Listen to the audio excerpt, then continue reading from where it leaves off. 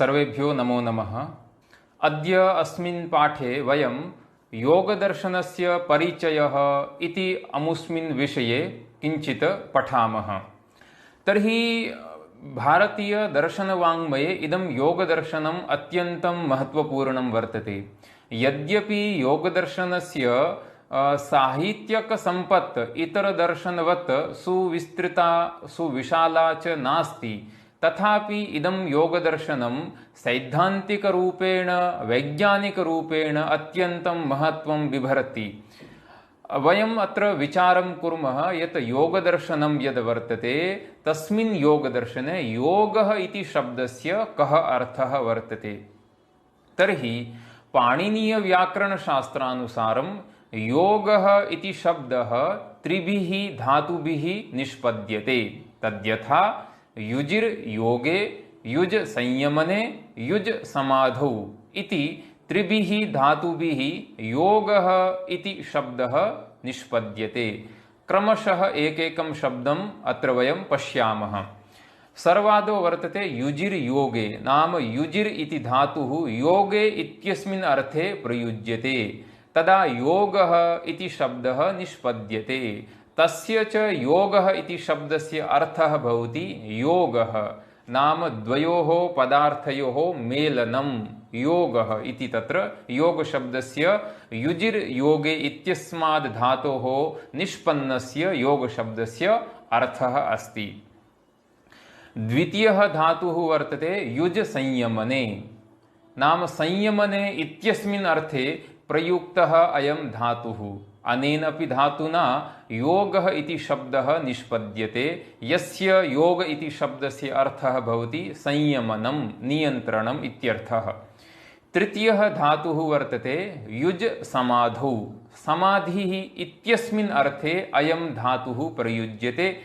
अनेन निष्पन्नः यः योगः इति शब्दः अस्ति तस्य योगशब्दस्य अर्थः वर्तते समाधिः। इदानीं वयं विचारयामः यत् अस्माकं योगदर्शनं वर्तते तत्र योगः इति शब्दस्य व्युत्पत्तिलभ्यः सैद्धान्तिकः अर्थः कः वर्तते, कश्च अर्थः अत्र अभीष्टः वर्तते। तदा अत्र युज् समाधो इति धातोः घञ् प्रत्यये कृते निष्पन्नः यः योगशब्दः वर्तते सः योगशब्दः अत्र अभीष्टः वर्तते। किमर्थम् अभीष्टः इति यदि प्रश्नः भवति तर्हि एतस्य प्रश्नस्य समाधानम् एवं कर्तुं शक्यते यत् योगदर्शनस्य प्रवर्तकेन महर्षि पतञ्जलिना योगशब्दस्य यः व्युत्पत्तिलभ्यः अर्थः उक्तः वर्तते पातञ्जलियोगसूत्रेषु, तत्र एवम् अस्ति योगशब्दस्य अर्थः योगश्चित्तवृत्तिनिरोधः। नाम योगः कः वर्तते, योगः चित्तवृत्तीनां निरोधः। चित्तवृत्तीनां निरोधः कदा भवति? चित्तवृत्तीनां निरोधस्तु समाध्यवस्थायां भवति। अतः चित्तवृत्तिनिरोधः इत्युक्ते समाधिः। अतः योगः इति यः शब्दः वर्तते सः समाधि इत्यस्मिन् अर्थे रूढः वर्तते योगदर्शने। अतः योगशब्दस्य व्युत्पत्तिलभ्यार्थः अर्थः आगतः समाधिः। योगः इत्युक्ते समाधिः। इदानीं वयम् अत्र पश्यामः यत् योगदर्शनस्य चत्वारः व्यूहाः के वर्तन्ते, नाम योगदर्शनस्य प्रयोजनं किं वर्तते तद्विषये किञ्चित् वयम् अत्र जानीमः। तर्हि एवम् एकम् उदाहरणं दातुं शक्यते। यथा चिकित्साशास्त्रं वर्तते, तत्र चिकित्साशास्त्रस्य चत्वारः व्यूहाः भवन्ति, नाम चत्वारि तत्र सोपानानि भवन्ति। कथं तद् पश्यामः। सर्वादौ अस्ति रोगः, द्वितीयः अस्ति रोगहेतुः, तृतीयः वर्तते रोगनिदानोपायः, चतुर्थः वर्तते रोगनिवृत्तिश्च। क्रमशः पश्यामः। रोगः नाम चिकित्साशास्त्रे यदि कश्चन रुग्णः वर्तते, यदा सः वैद्यस्य सविधे गच्छति तदा वैद्यः सर्वादौ पश्यति यत् एतस्मिन् मनुष्ये कः रोगः वर्तते, तस्य रोगस्य नाम किं वर्तते, तस्य लक्षणं किम् अस्ति रोगस्य, तत्सर्वं सः आदौ पश्यति, नाम आदौ सः रोगं पश्यति, कः रोगः वर्तते। ततः परं सः किं चिन्तयति, एतस्य रोगस्य हेतुः कः वर्तते। हेतुः इत्युक्ते अत्र कारणं, रोगस्य कारणं किम् अस्ति। यदि उदरपीडा अस्ति तर्हि रात्रौ किमपि यत् अभक्ष्यं भक्षितं वा अन्यत् किमपि कारणम् अस्ति, नाम शरीरे यः कोऽपि रोगः वर्तते तस्य रोगस्य कारणं किम् अस्ति, सः कारणं तत्र ज्ञातुम् इच्छति। ततः परं सः किं करोति, रोगनिदानोपायः, नाम रोगनिदानोपायं सः चिन्तयति। अयं रोगः वर्तते, अस्य रोगस्य इदं कारणमस्ति, तर्हि एतस्य रोगस्य निदानस्य कः उपायः वर्तते, किम् औषधं सेव्यं येन एतस्य रोगस्य निवृत्तिः भवेत्। तर्हि औषधं रोगनिदानोपायः इति तृतीयः व्यूहः वर्तते। चतुर्थश्च वर्तते रोगनिवृत्तिश्च। यदा रोगनिदानः कृतः भवति ततः परं शरीरे या स्वस्थता आगच्छति, रोगस्य निवृत्तिः भवति, स च भवति नाम चिकित्साशास्त्रे चतुर्थः व्यूहः। एवमेव अस्माकम् इदं योगदर्शनमस्ति, योगशास्त्रमस्ति। एतस्मिन् योगशास्त्रे अपि चत्वारः व्यूहाः सन्ति। इदानीं वयं पश्यामः यत् योगदर्शनस्य प्रमुखाः ग्रन्थाः के वर्तन्ते, के च प्रमुखाः आचार्याः वर्तन्ते। भवन्तः सर्वे जानन्ति यत् योगदर्शनस्य यद्यपि आचार्याः बहवः आचार्याः अभवन्, यथा सर्वादौ हिरण्यगर्भेण योगः प्रोक्तः वर्तते, ततः परं विविधैः ऋषिभिः अपि योगः प्रोक्तः वर्तते, किन्तु योगदर्शनस्य प्रवर्तकरूपेण महर्षि पतञ्जलिः प्रसिद्धः वर्तते। महर्षि पतञ्जलिना एतस्य योगदर्शनस्य सूत्ररूपेण तत्र रचना कृता वर्तते। अतः योगदर्शनस्य प्रवर्तकत्वेन, नाम योगसूत्ररचयितृत्वेन महर्षि पतञ्जलिः प्रसिद्धः वर्तते।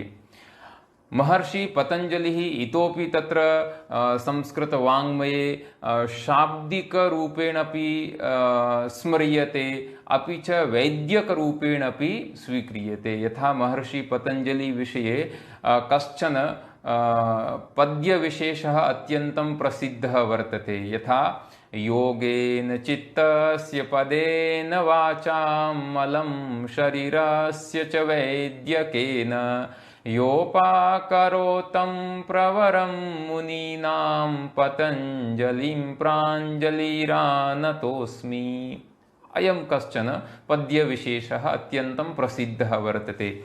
अतः महर्षि पतञ्जलिना एतस्य योगदर्शनस्य सूत्ररूपेण तत्र रचना कृता वर्तते। अस्मिन् योगसूत्रे चत्वारः पादाः वर्तन्ते, एतेषां विवरणं वयं किञ्चित् अग्रे पश्यामः। ततः परम् एतस्य योगसूत्रस्य उपरि व्यासविरचितं व्यासभाष्यम् अत्यन्तं प्रसिद्धं वर्तते।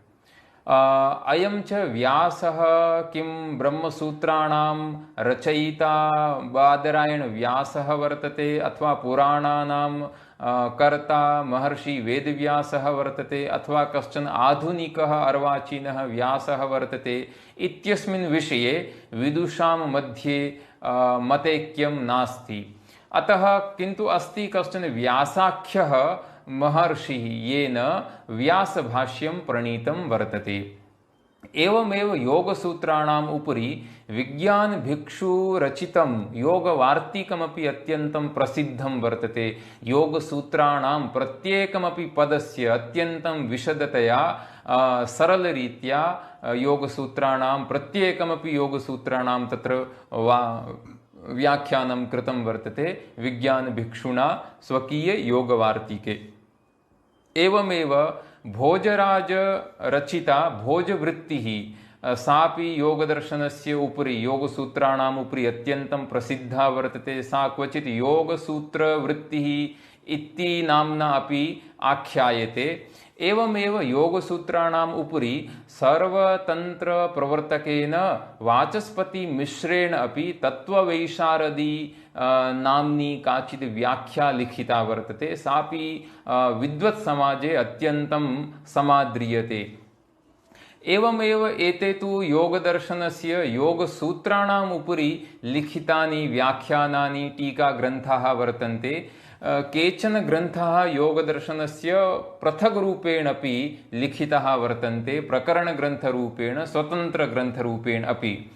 वस्तुतः योगदर्शनस्य पक्षद्वयं वर्तते। इतराणि दर्शनानि तु शरीरस्य तथा अधिकं चिन्तनं न कृत्वा इतः परं शरीरे यः आत्मा अस्ति तस्य आत्मनः स्वरूपं किम् अस्ति तद्विषये एव विशेषरूपेण विचारं कुर्वन्ति। किन्तु इदं योगदर्शनं न केवल आत्मस्वरूपस्य विचारं करोति, अपि तु अयम् आत्मा यस्मिन् शरीरे निवसति तस्य शरीरस्यापि कथं शुद्धिः भवेत् तद्विषये अपि बहुविधान् उपायान्, आसनानि बहुविधानि च प्रदर्शयति। अतः योगदर्शनस्य आसन प्राणायाम इत्यादि पक्षम् उरुरीकृत्य केचन स्वतन्त्राः ग्रन्थाः अपि लिखिताः वर्तन्ते। तत्र योगी स्वात्मारामः अनेन हठयोगप्रदीपिका इति कश्चन ग्रन्थः लिखितः वर्तते। अत्यन्तम् आसन प्राणायाम इत्यादि विषयेषु अत्यन्तम् अयं ग्रन्थः प्रसिद्धः प्रामाणिकः च वर्तते। एवमेव घेरण्ड मुनिना अपि घेरण्ड संहिता लिखिता वर्तते। एतदस्ति योगदर्शनस्य साहित्यस्य संक्षेपतः परिचयः। इतोपि योगदर्शनस्य विषये बहवः ग्रन्थाः वर्तन्ते, किन्तु इमे ग्रन्थाः अत्र प्रधानतया अस्माभिः अत्र उल्लिखिताः वर्तन्ते। इदानीं वयं पश्यामः महर्षि पतञ्जलि विरचित पातञ्जल योगसूत्रस्य किं स्वरूपं वर्तते, तत्र किं प्रतिपादितं वर्तते तद्विषये। पातञ्जल योगसूत्रेषु 4 पादाः वर्तन्ते। क्रमशः तत्र समाधिपादः, साधनापादः, विभूतिपादः, कैवल्यपादश्चेति इति 4 पादाः वर्तन्ते। किञ्च 95,100 सूत्राणि तत्र सन्ति। तत्रापि समाधिपादे 51 सूत्राणि सन्ति, साधनपादे 55 सूत्राणि सन्ति, तथैव विभूतिपादे अपि 55 सूत्राणि सन्ति, कैवल्यपादे च 34 सूत्राणि वर्तन्ते। तत्र पातञ्जल योगदर्शनस्य प्रथमे पादे तत्र सविकल्पक निर्विकल्पक समाधेः निरूपणं कृतं वर्तते, चित्तवृत्तीनां निरूपणं कृतं वर्तते। अनन्तरं तत्र द्वितीये साधनाख्ये पादे तत्र योगस्य बहिरङ्गानां वर्णनं कृतं वर्तते। यम नियम आसन प्राणायाम प्रत्याहार एतेषां बहिरङ्गानां तत्र वर्णनं कृतं वर्तते। तत्रैव द्वितीये एव पादे क्रियायोगस्य क्लेशानां क्लेशमुक्त्यर्थमपि कानि साधनानि सन्ति तेषां साधनानामपि द्वितीये साधने पादे वर्णनं कृतं वर्तते। तृतीयः पादः वर्तते विभूतिपादः। तस्मिन् विभूतिपादे योगस्य अन्तरङ्गानां किञ्च योगशक्तिद्वारा उत्पन्न विभूतीनाम् ऐश्वर्याणां च तत्र विशेषतया वर्णनं प्राप्यते। अन्तिमः पादः वर्तते कैवल्यपादः। तत्र समाधिस्थ कैवल्यस्य विशेषरूपेण वर्णनं प्राप्यते। इदानीं वयं पश्यामः योगदर्शने चित्तवृत्तयश्च कथं तत्र निरूपिताः सन्ति। वयं तत्र जानीमः यत् योगः इत्युक्ते समाधिः। योग इति शब्दस्य व्युत्पत्तिलभ्यः अर्थः सूत्रकारेण स्वयमेव तत्र उक्तं वर्तते। योगश्चित्तवृत्तिनिरोधः। योगः इत्युक्ते चित्तवृत्तीनां निरोधः। तर्हि चित्तं किम् अस्ति? तर्हि सामान्यरूपेण यदि वयं पश्यामः तर्हि चित्तं नाम अस्माकम् अन्तःकरणस्य संज्ञाविशेषः। अन्तःकरणम् इत्युक्ते मनः, अहङ्कारः, बुद्धिश्च एतेषां त्रयाणां मिलितस्वरूपं यद् भवति तद् अन्तःकरणमिति उच्यते। इतरदर्शनेषु योगदर्शने चित्तम् इति संज्ञा वर्तते एतेषाम्। इदं यद् चित्तं वर्तते तत् सत्त्वप्रधानप्रकृतेः परिणामः वर्तते। नाम प्रकृतेः सकाशात् एतस्य चित्तस्य उत्पत्तिः भवति। एतस्य चित्तस्य यद्यपि बह्व्यः वृत्तयः भवन्ति, तथापि तत्र वृत्तयः द्विविधः उक्ताः वर्तन्ते, किन्तु ततः प्राक् एतस्य चित्तस्य पञ्च अवस्था योगदर्शने उक्ता वर्तन्ते। काः ताः पञ्च अवस्थाः? तर्हि तत्र स्वयमेव व्यासभाष्यकाराः वदन्ति, क्षिप्तं, मूढं, विक्षिप्तं, एकाग्रं, निरुद्धम् इति पञ्च अवस्थाः भवन्ति चित्तस्य। तत्र क्षिप्तं, मूढं, विक्षिप्तम् इति अवस्थात्रये विद्यमानं यद् चित्तं वर्तते तद् चित्तं समाधिः इति न उच्यते। किन्तु यदा चित्तम् एकाग्रं भवति तदा तत्र समाधिः इति वक्तुं शक्यते। किञ्च निरुद्धावस्थायामपि चित्तं समाध्यवस्थां प्राप्नोति। क्षिप्तं नाम यदा चित्तं रजोगुणस्य उद्रेकेण अत्यन्तं नाम विषयेषु अत्यन्तं संलग्नं भवति, अत्यन्तं तत्र क्षिप्तरूपेण इतस्ततः सर्वदा विषयाणामेव चिन्तनं करोति, तादृशं यद् चित्तं भवति तद् चित्तं क्षिप्तमिति उच्यते सामान्यतया। सा चित्तस्य एका अवस्था वर्तते। द्वितीया अवस्था भवति चित्तस्य मूढं। यदा चित्तं मूर्छावस्थायां निद्रावस्थायां यदा भवति तदा तस्य चित्तस्य मूढावस्था इति उच्यते। तृतीयावस्था भवति विक्षिप्तं। यदा चित्तं किमपि विशेषतया किमपि न चिन्तयति, कस्यापि विषयस्य ग्रहणं कर्तुं न शक्नोति, तदा चित्तं तद् विक्षिप्तमिति उच्यते सामान्यतया। ततः परं चतुर्थ्यवस्था वर्तते चित्तस्य एकाग्रावस्था। एकाग्रावस्थायां चित्तं कस्मिंश्चित् एकस्मिन् पदार्थे एकस्मिन् विषये एकाग्ररूपेण तिष्ठति, सा चित्तस्य एकाग्रावस्था इति उच्यते। तत्रापि चित्तस्य वृत्तयः भवन्ति, किन्तु ताः वृत्तयः तैलधारावत् अवच्छिन्नप्रवाहरूपेण एकजातीयकाः एव भवन्ति। पञ्चमी अवस्था वर्तते चित्तस्य निरुद्धावस्थाया च समाध्यवस्थायां प्राप्यते, यदा चित्तस्य वृत्तीनामपि निरोधः भवति। इदानीं प्रश्नः भवति, चित्तस्य पञ्च अवस्थाः उक्ताः वर्तन्ते, किन्तु चित्तस्य इमाः याः चित्तवृत्तयः भवन्ति ताः चित्तवृत्तयः कतिविधाः सन्ति?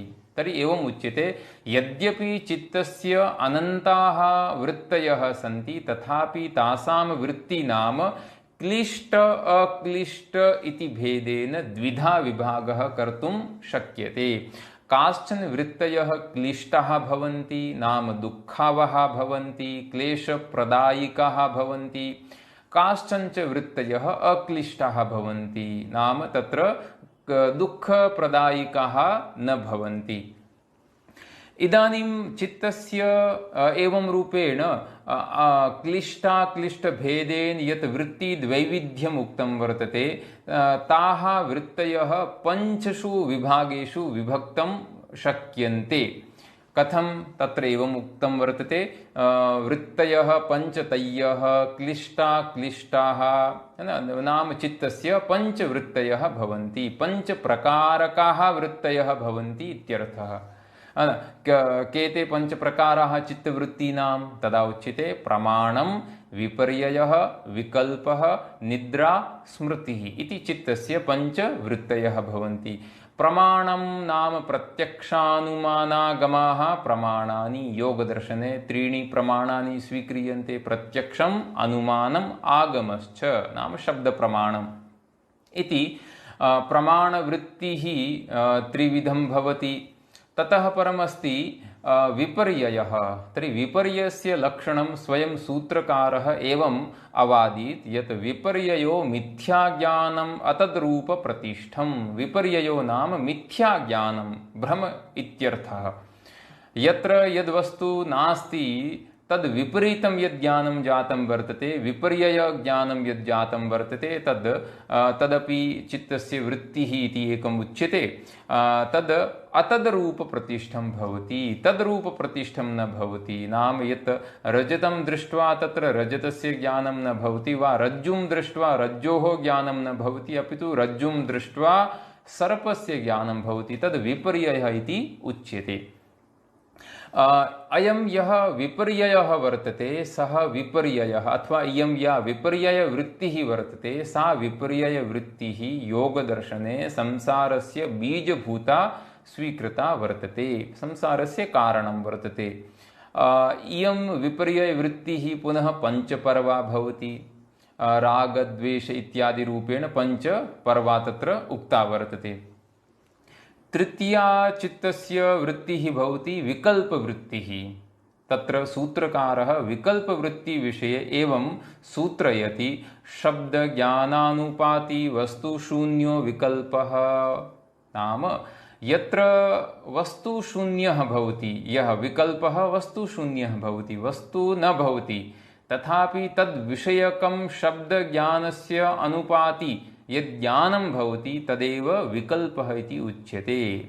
यथा एकेन उदाहरणेन पश्यामः, कश्चन वदति एषः वन्ध्यासुतः वर्तते।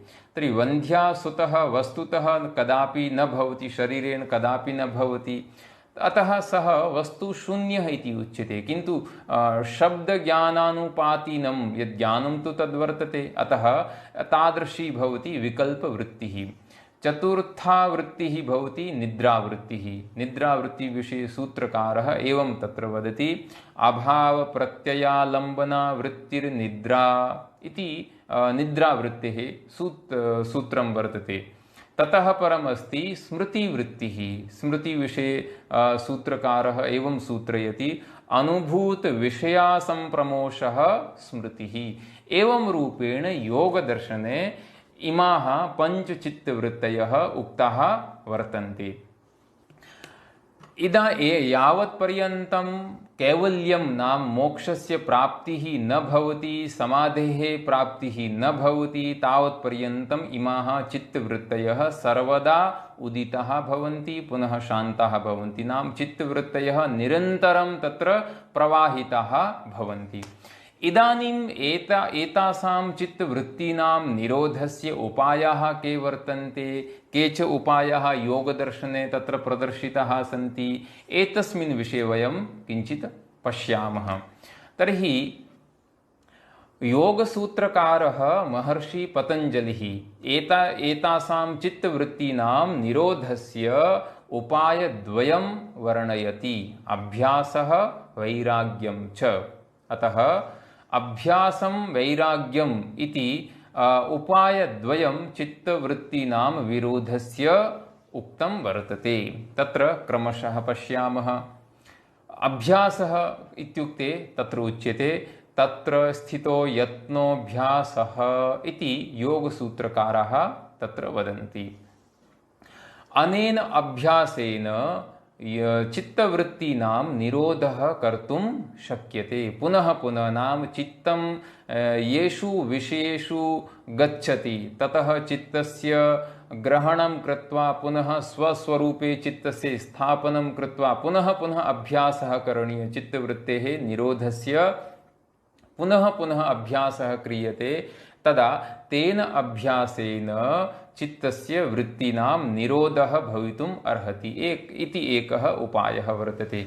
द्वितीयः उपायः वर्तते वैराग्यं, नाम विषयेभ्यः वैराग्यं। विषयेषु दोषदृष्टिः, यदा विषयेषु दोषदृष्टिः क्रियते तदा तेभ्यः तत्तद्विषयेभ्यः वैराग्यं जायते। यदा वैराग्यं भवति तेभ्यः विषयेभ्यः, तदा अस्माकं चित्तवृत्तिः तं विषयं प्रति न गच्छति, नाम चित्तस्य वृत्तेः निरोधः भवति।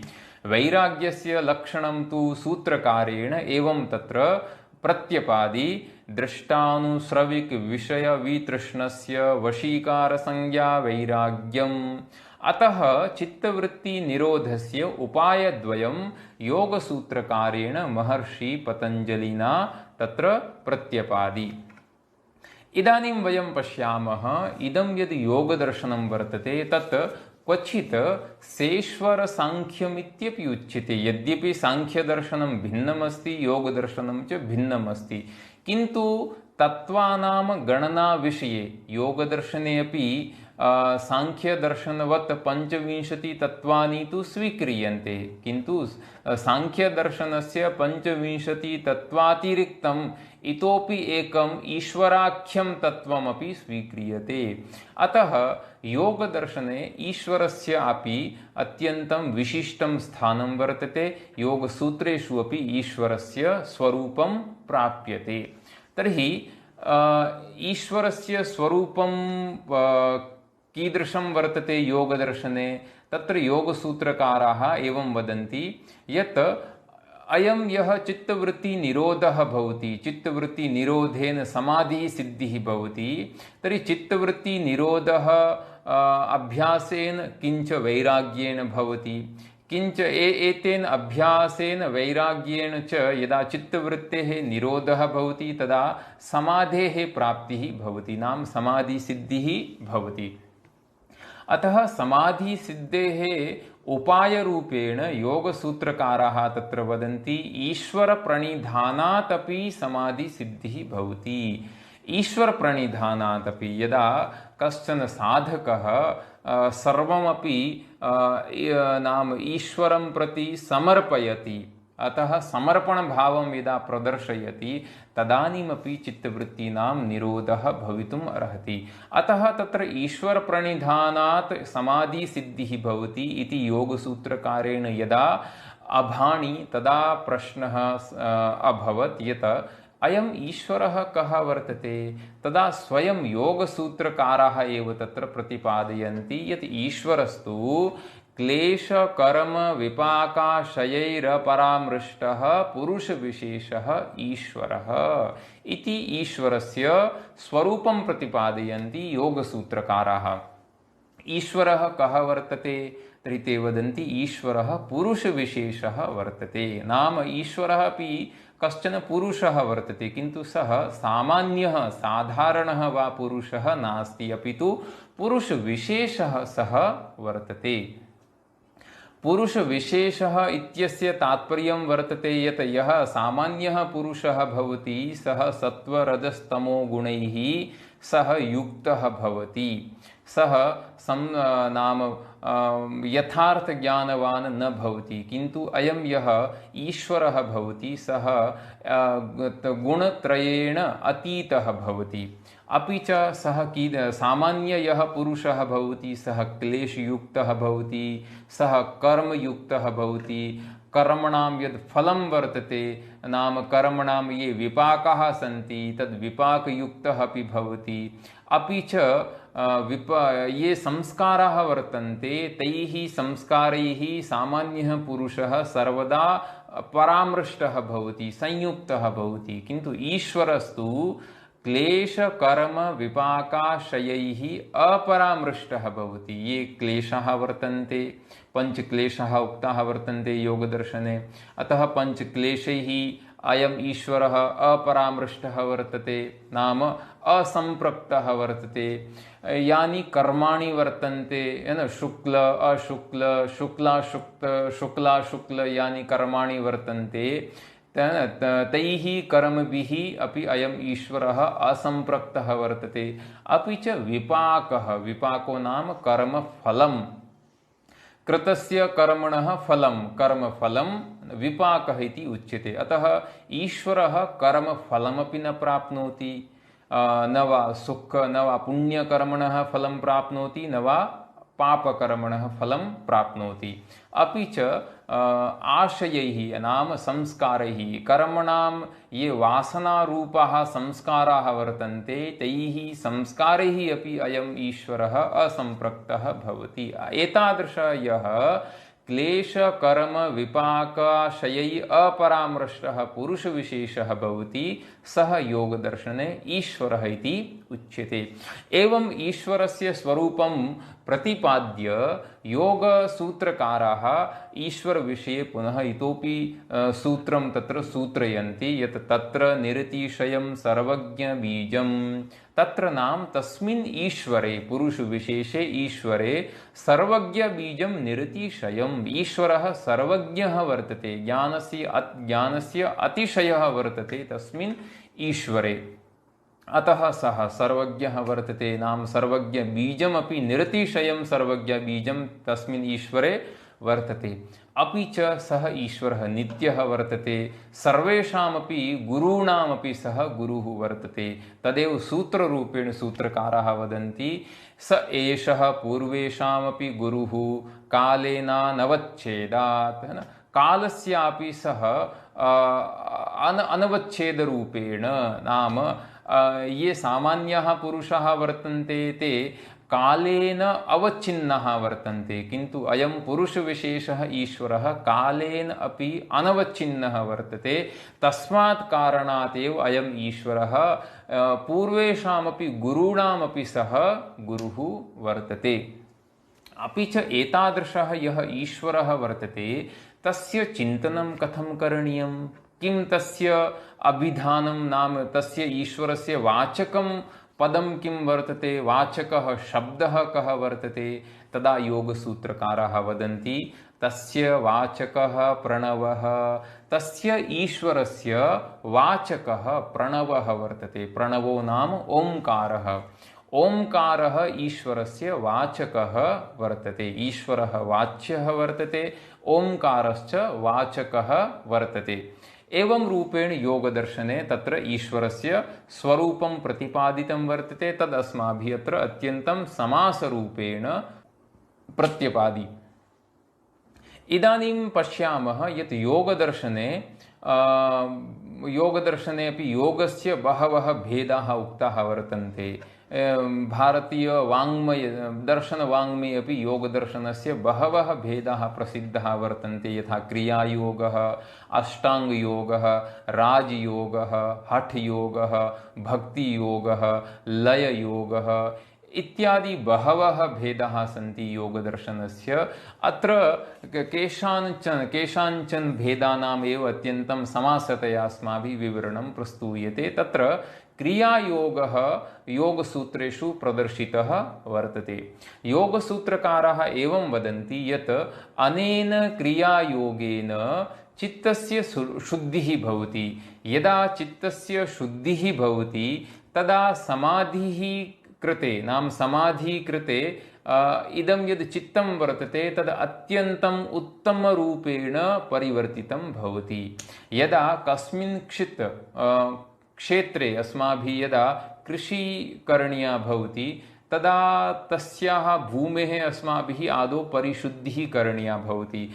परिष्कृतायां भूमौ एव यदा बीजवपनं क्रियते तदा तत्र प्रभूतं सस्यादिकं जायते। एवमेव अनेन क्रियायोगेन यदा चित्तशुद्धिः विधीयते तदा समाधि कृते अत्यन्तम् उत्तमरूपेण इदं चित्तं भवति। अतः तत्र क्रियायोगस्य योगदर्शने अत्यन्तं महत्त्वमपि वर्तते तत्र वर्णनमपि प्राप्यते। अयं क्रियायोगः कः वर्तते तदा स्वयं सूत्रकारः एवं सूत्रकारः एव प्रतिपादयन्ति यत् तपः स्वाध्यायेश्वर प्रणिधानेन क्रियायोगः नाम तपः स्वाध्यायः ईश्वर प्रणिधानम् एतेषां त्रयाणां संज्ञा वर्तते क्रियायोगः। तपः नाम चित्त प्रसादनस्य हेतुः।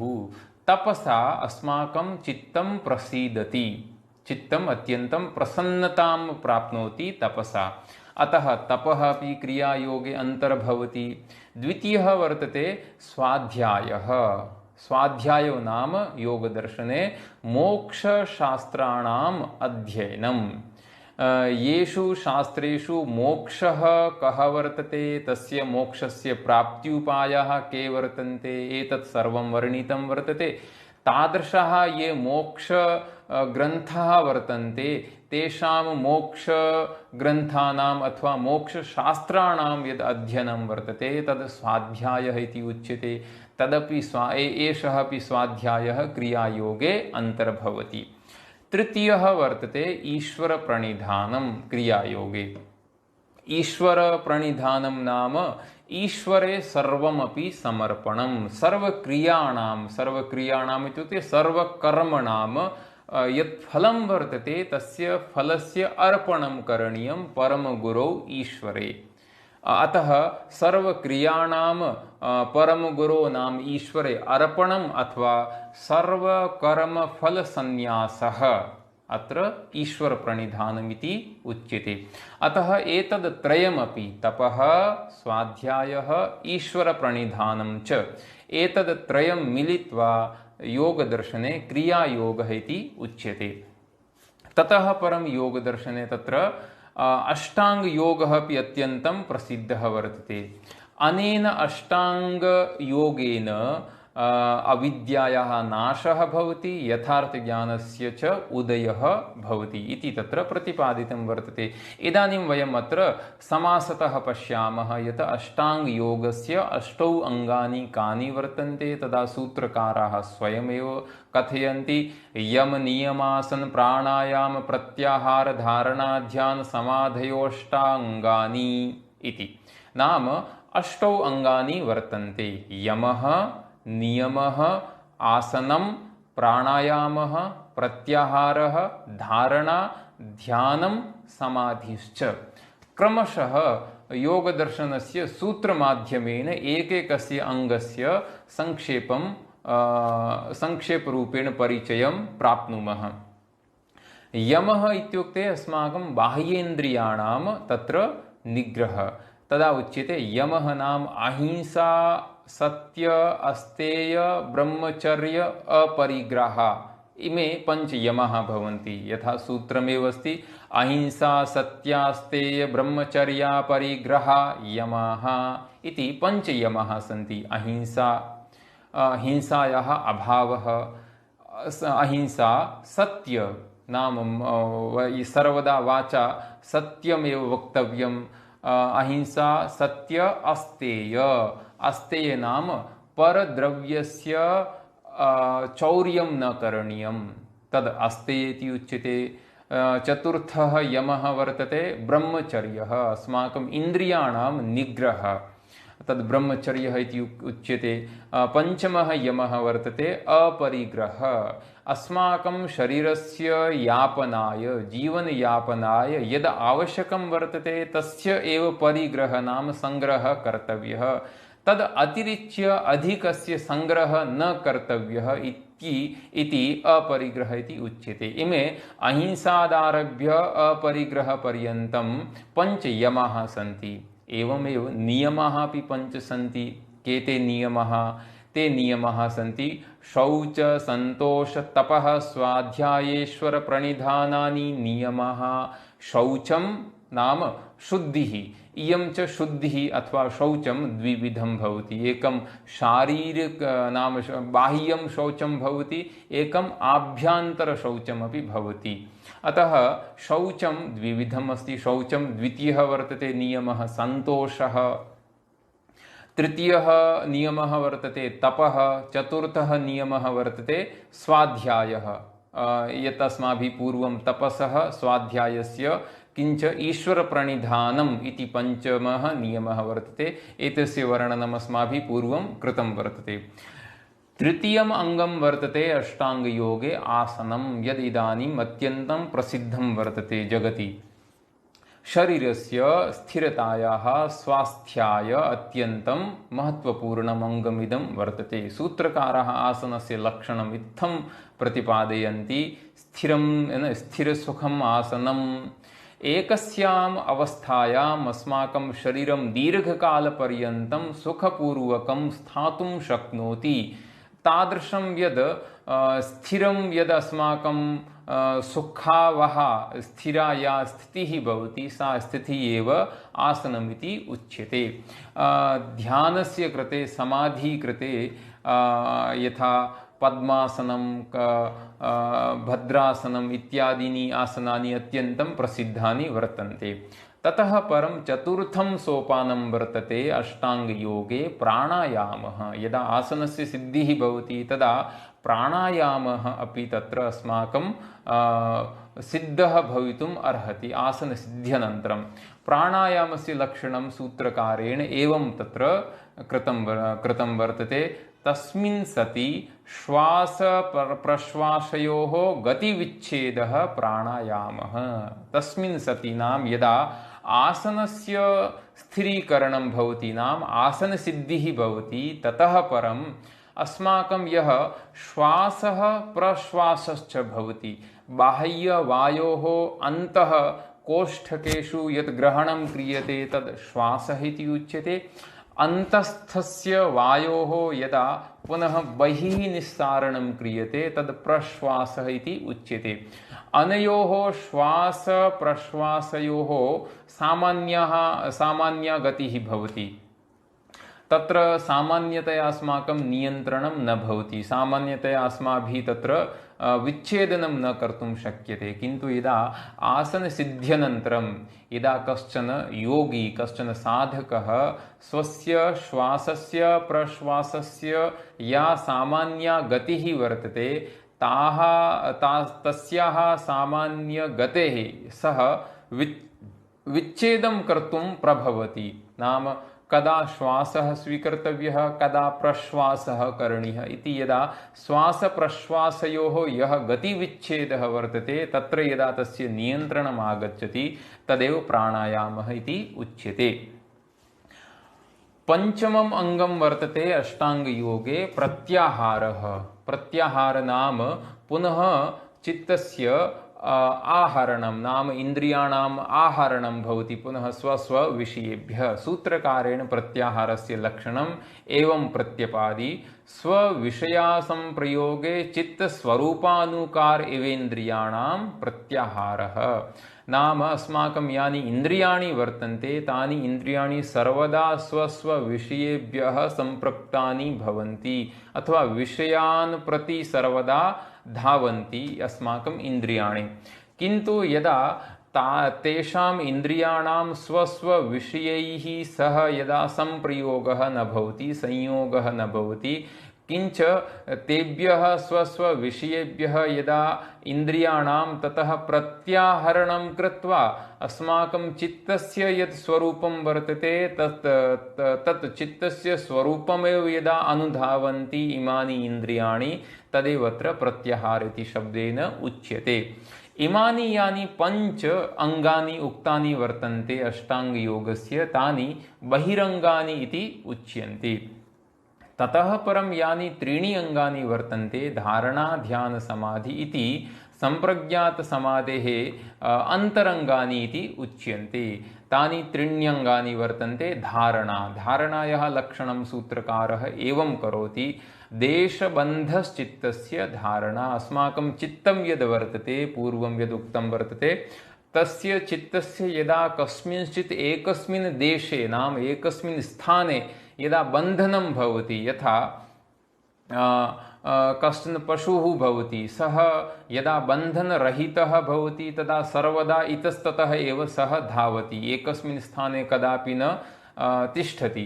किन्तु यदा तस्य पशोः यदा एकस्मिन् स्थाने बन्धनं क्रियते तदा सः पशुः एकस्मिन्नेव स्थाने तिष्ठति इतस्ततः ततः परं न धावति।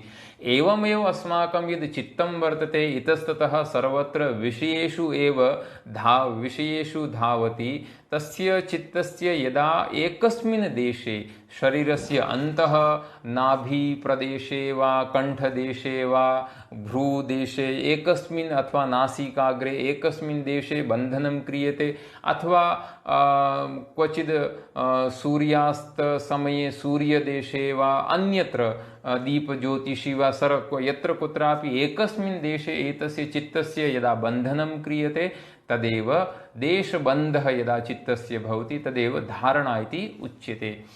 इयं धारणा अस्माकम् अष्टाङ्गयोगे षष्ठ क्रमे आगच्छति। ततः परं सप्तमम् अङ्गं वर्तते अष्टाङ्गयोगे ध्यानं। तर्हि एवमस्ति, वस्तुतः धारणा एव यदा दीर्घकालिका भवति तदा ध्यानरूपेण परिणमते। सूत्रकारेण अपि एतदेव उक्तं वर्तते, तत्र प्रत्ययेकतानता ध्यानं। तत्र नाम धारणावस्थायां प्रत्ययस्य या एकतानता भवति, प्रत्ययो नाम ज्ञानस्य अस्माकं चित्तवृत्तेः या एकतानता भवति, नाम धारावाहिकरूपेण ज्ञान एकस्य एव चित्तवृत्तिविषयस्य निरन्तरम् उदयः भवति, प्रत्ययः भवति, तैलधारावत् अवच्छिन्नरूपेण, तदेव ध्यानमिति उच्यते। इदमेव ध्यानं यदा परिपक्वं भवति तदा समाधिरूपेण परिणमते। तदेव अस्माकम् अष्टाङ्गयोगे अन्तिमम् अङ्गं वर्तते समाधिः। सूत्रकाराः समाधेः वर्णनम् एवं कुर्वन्ति, तदेवार्थमात्रनिर्भासं स्वरूपशून्यमिव समाधिः। तदेव अर्थमात्रनिर्भासं, तदेव नाम तदेव ध्यानं। यदा अर्थमात्रनिर्भासं नाम यत्र त्रिपुटिः न भवति, ध्याता ध्यानं ध्येयश्च इति त्रिपुटिः न भवति, केवलं तत्र अर्थमात्रनिर्भासम्, अर्थः एव अवशिष्यते, अन्यत् किमपि न अवशिष्यते। एतादृशं यत् स्वरूपशून्यं यत् एतादृशः यः स्वरूपशून्यः इति अवस्थाविशेषः भवति तदेव समाधिः इति उच्यते। अयं च समाधिः योगदर्शने द्विविधः उक्तः वर्तते। एकः सम्प्रज्ञातः समाधिः, अपरश्च असम्प्रज्ञातः समाधि। एवं रूपेण तत्र योगदर्शने अष्टाङ्गयोगस्य अत्यन्तं विस्तृतरूपेण वर्णनं प्राप्यते। इदानीं वयमत्र पश्यामः, अमुस्मिन् योगदर्शने अनेन अष्टाङ्गयोगेन यत् कैवल्याख्यं न मोक्षस्य कैवल्याख्यस्य मोक्षस्य प्राप्तिः भवति, तद् कैवल्यं कीदृशं वर्तते। योगदर्शने मोक्षः कैवल्यम् इति आख्यायते। कैवल्यस्य अर्थः भवति स्वस्वरूपे स्थितिः। इतरैः सह यदा सम्पृक्तता न भवति, नाम संयोगः न भवति, केवलं यदा स्वस्मिन् स्वरूपे एव अवस्थितिः भवति, सा एव अवस्था कैवल्यावस्था योगदर्शने उच्यते। महर्षि पतञ्जलिः तत्र सूत्ररूपेण कैवल्यस्य लक्षणम् एवं करोति यत् पुरुषार्थशून्यानां गुणानां प्रतिप्रसवः कैवल्यस्वरूपप्रतिष्ठा वा चितिशक्तिरिति। एवं रूपेण तत्र कैवल्यस्य सूत्रं सूत्रकारेण भणितं वर्तते। तस्य तात्पर्यम् एवं वर्तते यत् बुद्धेः आरभ्य पञ्चमहाभूतपर्यन्तं ये केऽपि पदार्थाः सन्ति, ये गुणाः वर्तन्ते, ते सर्वेपि पुरुषस्य भोगपदार्थाः वर्तन्ते। यदा तु इमे कृतकार्याः भवन्ति, स्वस्वकारणेषु लीनाः भवन्ति, तदा एतेषां तत्त्वानां स्वस्मिन् कारणे प्रकृतो लयः यः भवति तदेव कैवल्यम् इति उच्यते। तदा एतादृश अवस्थायाम् एतस्य पुरुषस्य महदादि तत्त्वैः सह न कोऽपि सम्बन्धः भवति। पुरुषस्य यदा तत्त्वैः सह महदादि तत्त्वैः सह सम्बन्धः भवति, सः सम्बन्धः एव बन्धः अथवा संसारः इति उच्यते। एतस्य सम्बन्धस्य विच्छेदः एव योगदर्शने मोक्षः नाम कैवल्यम् इति उच्यते। इदं च कैवल्यम् अष्टाङ्गयोगद्वारा प्राप्तुं शक्यते। नाम अष्टाङ्गयोगस्य यदा क्रमशः एवं अनुष्ठानं क्रियते, दीर्घकालपर्यन्तं श्रद्धापूर्वकं यदा एतस्य अष्टाङ्गयोगस्य अनुष्ठानं क्रियते, तदा अनेन अष्टाङ्गयोगेन कैवल्यस्य प्राप्तिः भवति। नाम यः पुरुषः वर्तते सः पुरुषः स्वरूपे सर्वदा तिष्ठति। दुःखस्य निवृत्तिः भवति तस्य पुरुषस्य कृते, सः सर्वदा स्वरूपे एव स्थितः भवति, तत्रैव सः सर्वदा आनन्दं प्राप्नोति। एवं रूपेण अस्माभिः अद्य योगदर्शनस्य सामान्यः परिचयः अत्र प्राप्तः वर्तते। योगदर्शने या तत्त्वमीमांसा वर्तते, कति तत्त्वानि वर्तन्ते, तेषामपि तत्त्वानां समासतः छात्राणां परिचयः भवेत्, तद्दृष्ट्या अत्र विचारः कृतः वर्तते। भवद्भिः सर्वैः एतस्य योगदर्शनस्य परिचयः अत्र श्रुतः वर्तते, अतः भवन्तः सर्वेपि धन्यवादाः वर्तन्ते। अस्तु, सर्वेभ्यो नमो नमः। जय सोमनाथ।